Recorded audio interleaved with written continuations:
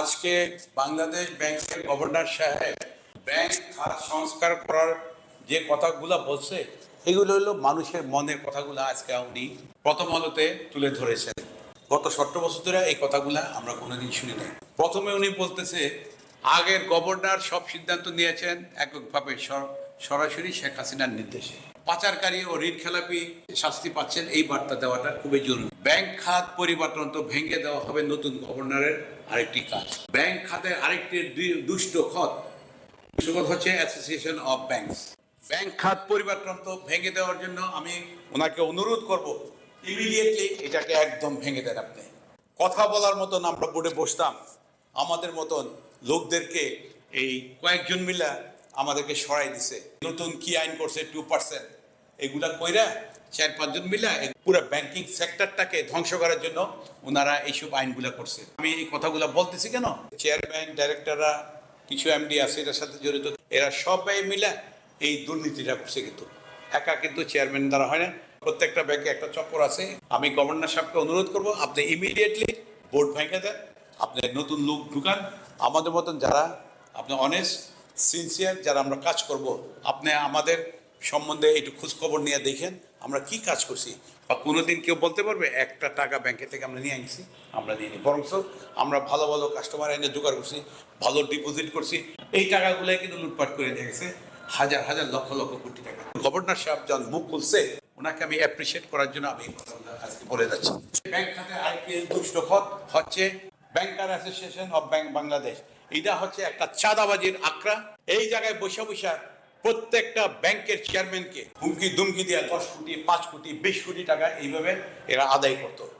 Banker association of Bangladesh এটা একটা বড় চাঁদাবাজির আখড়া ছিল। কিন্তু এরা প্রত্যেকটা ব্যাংকের চেয়ারম্যানদেরকে ডাইরেক্টরদেরকে ধমকাইয়া 5 কোটি 10 কোটি 15 কোটি 20 কোটি টাকা প্রত্যেকটা ব্যাংক থেকে এই টাকাগুলো আদায় করে ওনারা এই টাকাগুলো দিয়ে আসতো। কিন্তু কোথায় দিয়ে আসতো? আপনারা তো প্রতিদিন দেখতেন, ফটো দেখতেন, কে দিয়ে আসতো, কিভাবে দিয়ে আসতো। এবং এই টাকাগুলো সাধারণ মানুষ এবং সাধারণ জনগণের টাকা কিন্তু এগুলা। কিন্তু আজকে এই ব্যাংকের এই পরিণতি এই কয়েকটা লোক, কিন্তু আমার মনে হয় ব্যাংকার অ্যাসোসিয়েশনটা একদম বন্ধ করে দেওয়া উচিত। এবং পরিবারের কেউ আর এই জায়গায় আসতে পারবে না। এবং পরিবারতন্ত্র যে ব্যাংকের চেয়ারম্যান বা ডাইরেক্টররা অনেক পার্সেন্টেজ 10%, 15%, 5% ধরে রাখছে, এদের সবগুলো শেয়ার নিয়ে আসতে হবে। যারা দুর্নীতি করছে এদের সবগুলো শেয়ার আইনে ব্যাংকে এটা ডিপোজিট করে দিতে হবে। কারো এক একজনের কারো 10%, কারো 20%, কারো 5%, কারো 8%। দুর্নীতিবাজরা কিন্তু শেয়ারগুলা ওরা আপনার এই দুর্নীতি টাকা দিয়ে এগুলা কিনছে। কিন্তু কিনা প্রত্যেকটা ব্যাংকে একদম শেষের পর্যায়ে নিয়ে আসে এরা। গভর্নর সাহেব আপনাকে অনুরোধ করব এই কাজগুলো আপনি করেন। এই 20 কোটি লোক দোয়া করবে আপনাকে, কারণ এত অত্যাচার এত অবিচার এই ব্যাংকিং সেক্টরটাকে ফাইন্যান্সিয়াল সেক্টরটাকে শেষ করে দিচ্ছে। কিন্তু কিছু কুচক্র যারা এই দেশের মানুষ, এই দেশে জন্ম, ওদের লজ্জা লাগে না ছেলে মেয়ে বউ বাচ্চা থেকে মুখ দেখায় কিভাবে? দেশের টাকা কেন বিদেশে সরাবে?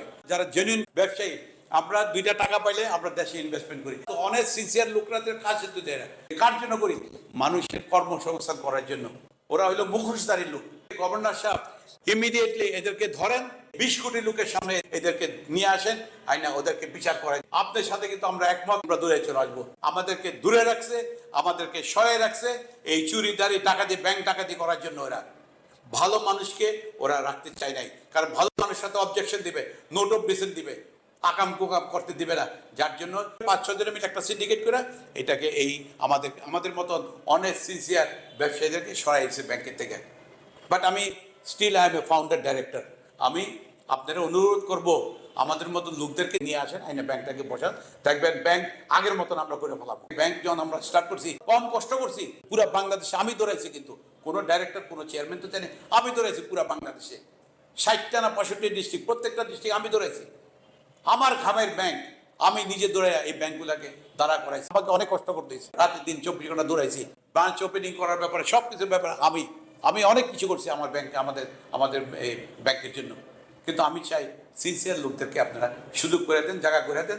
দেখবেন আপনি যে কথাগুলো বলছেন, আপনার সম্মান রাখবো, আপনার সম্মান নষ্ট করবো না।